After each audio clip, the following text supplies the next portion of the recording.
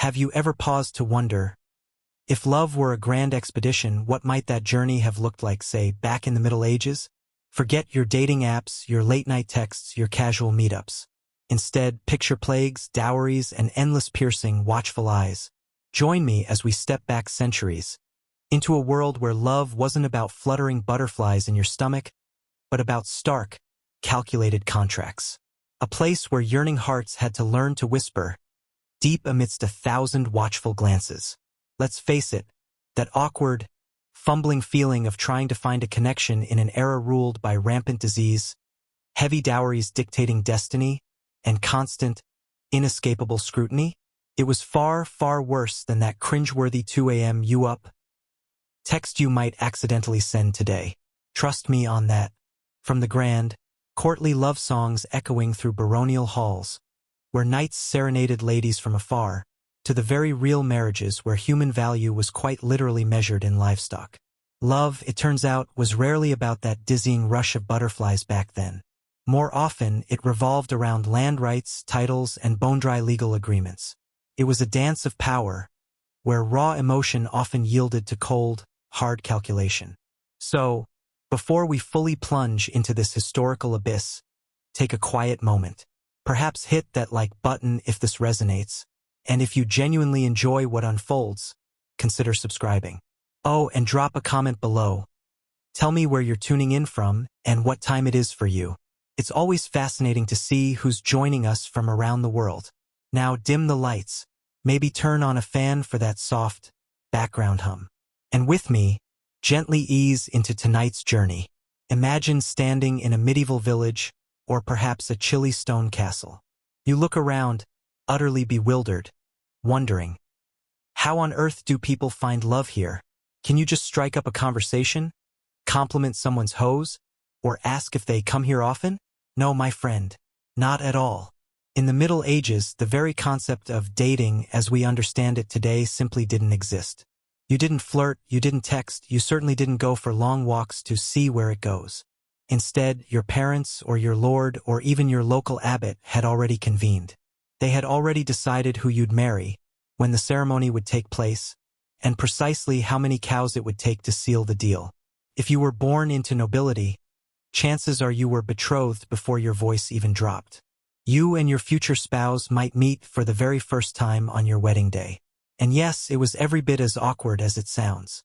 The entire institution of marriage revolved around land, titles, and complex family alliances. Compatibility or how good someone was at lute solos were simply irrelevant. If you were a peasant, things were slightly less formal. But only slightly.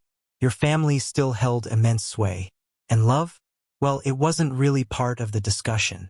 Perhaps your parents knew a nice girl whose family owned a particularly productive goat. Or maybe they admired a boy who could thatch a roof without falling off. Boom. You were courting now. Lucky you. It's not that people in the Middle Ages didn't feel romantic stirrings. They absolutely did. It's just that romance wasn't the priority. The ultimate goal was survival, inheritance, and social stability. Falling in love before marriage? That was a risky business. Falling in love outside of marriage? That was scandalous. Either way, it was frowned upon heavily. Unless, of course, you were a character in a tragic poem, in which case go wild, embrace the drama. Yet, despite everything, you still dreamed. Maybe you'd scribble a little verse on a scrap of parchment, a secret confession. Maybe you'd steal a glance across the bustling market, hoping for a reciprocal flicker. And maybe, just maybe, you'd fall for someone who hadn't been pre-approved by your family's livestock appraiser. But for now, you waited. You obeyed. You tried desperately not to fall for the miller's apprentice. Because in this world, love might be the lofty goal of poets, but marriage was the intricate work of parents, priests, and politicians. So, you thought someone was cute? Perhaps it was the effortless way they balanced a basket of onions on their head, or the confident swagger with which they beat mud off a rug. Your medieval heart might skip a beat, a tiny flutter of hope. But steady yourself, because in this world, romance didn't bloom without a meticulously balanced ledger. Before you even thought about courtship, you had to ask, what do I bring to the table?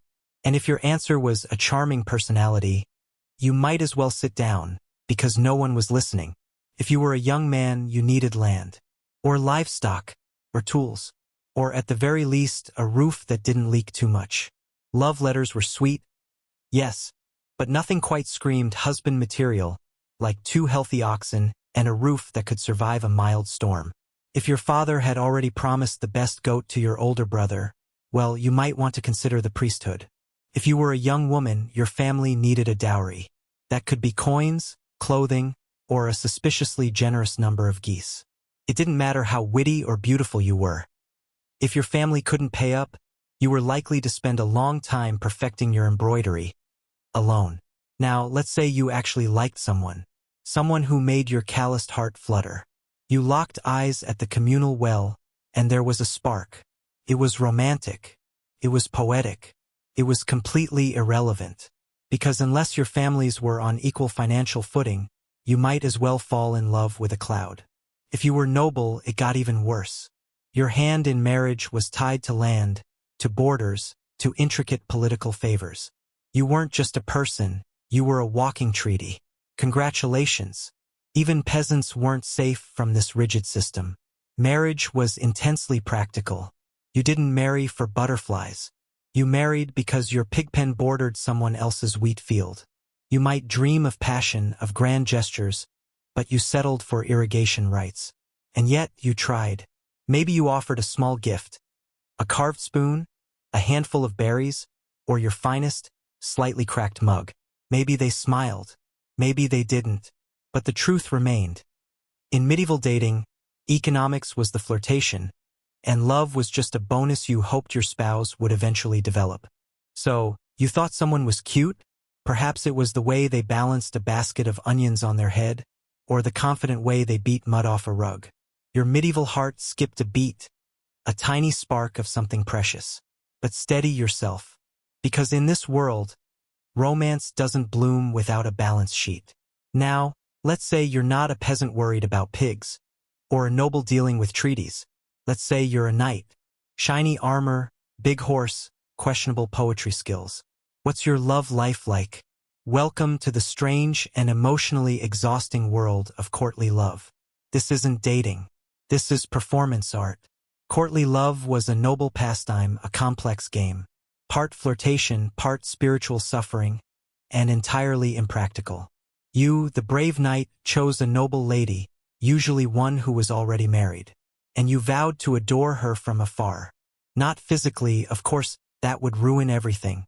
No, you were supposed to suffer. Elegantly. You might compose a few tortured verses about her silver laugh, or how her hair burned like the sun. Which, in medieval terms, simply meant she had hair and didn't insult your family. You'd wear her colors at tournaments. You'd pine.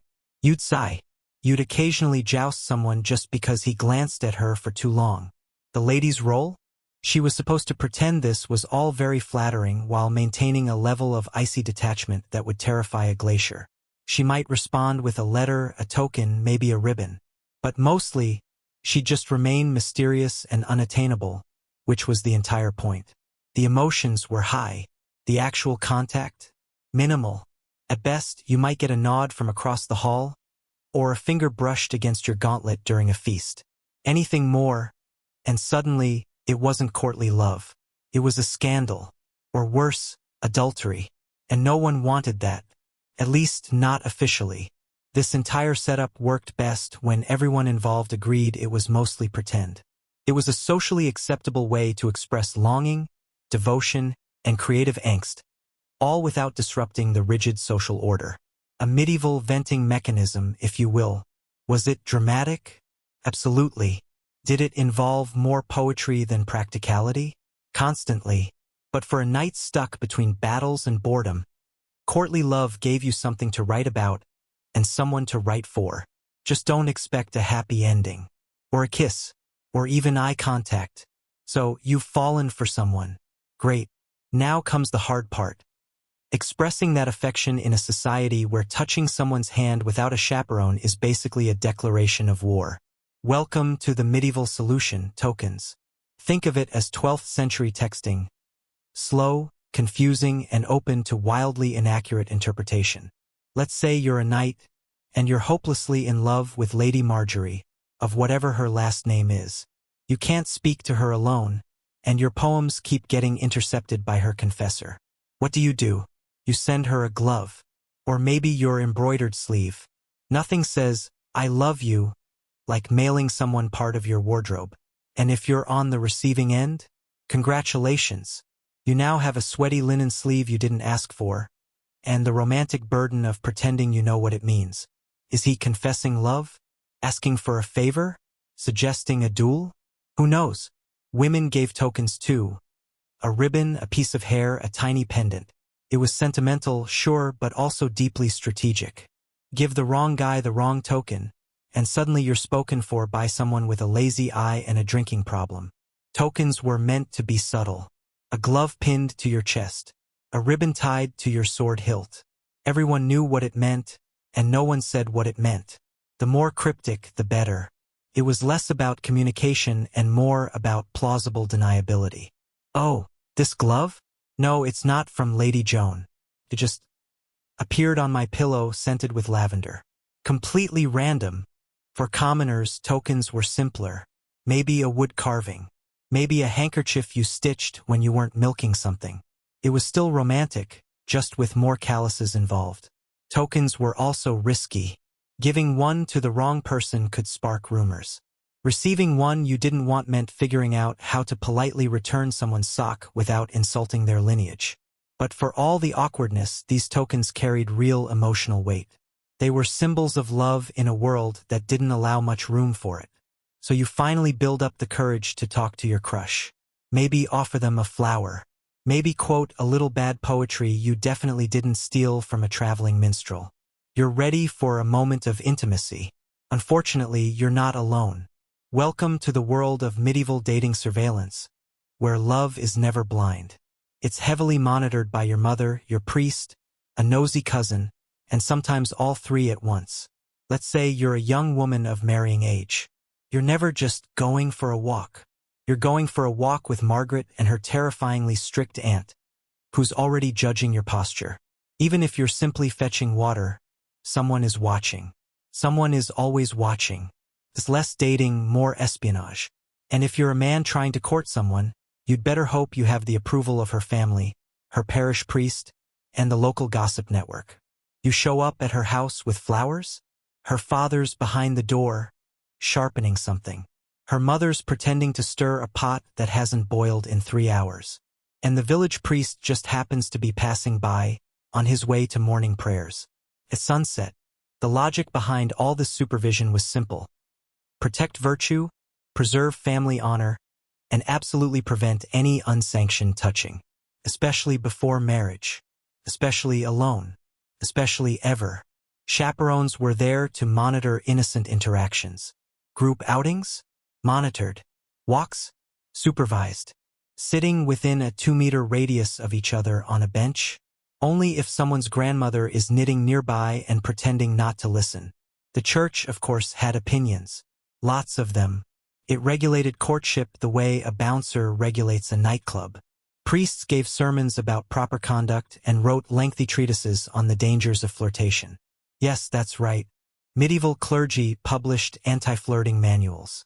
Imagine someone copying those out by candlelight while monks silently judged you from across the scriptorium.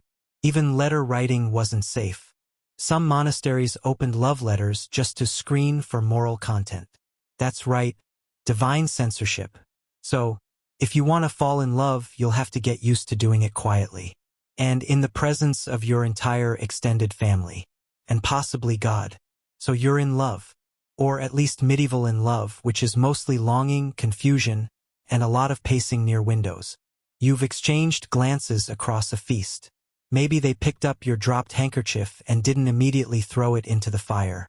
The tension is unbearable. But you still can't speak freely. There are chaperones, priests, mothers lurking like emotional border patrol agents. So what do? You write a letter. Ah yes, the secret love letter. The most dangerous piece of parchment since the excommunication notice. This is your chance to confess your heart, using the most cryptic, overly poetic language possible. Because you can't just say, "I like you." You must say, My soul is a stag, pierced by the arrow of your grace, roaming the forests of yearning. Naturally. If you're literate, which let's be honest, isn't a given, you pen your message on vellum or rough parchment. If you're really dedicated, you dust it with flower petals or perfume. Just be careful with that. One noble accidentally used a love letter to wrap a herring and delivered it to the wrong girl. They're married now. It's fine. Now comes the problem of delivery. You can't just hand it over. You need a courier, a loyal servant, a bribed monk, or a younger sibling with limited understanding of consequences. Sometimes even a minstrel would do the job, singing your poem in the town square while pretending it was anonymous. Subtle. And the poetry? Risky. Very risky. The line between romantic and heresy was thinner than a monk's patience during Lent. If your metaphor even hinted at anything physical, you might find yourself confessing to both lust and literary exaggeration. But despite all the rules, people did write. Some letters survived. Some poems were copied and passed around like forbidden fruit. In a world of rigid rules and constant supervision, a folded scrap of words could feel revolutionary. So you write. You risk it. You press your trembling hand to the parchment and say everything you can't say aloud. Just don't sign it too clearly.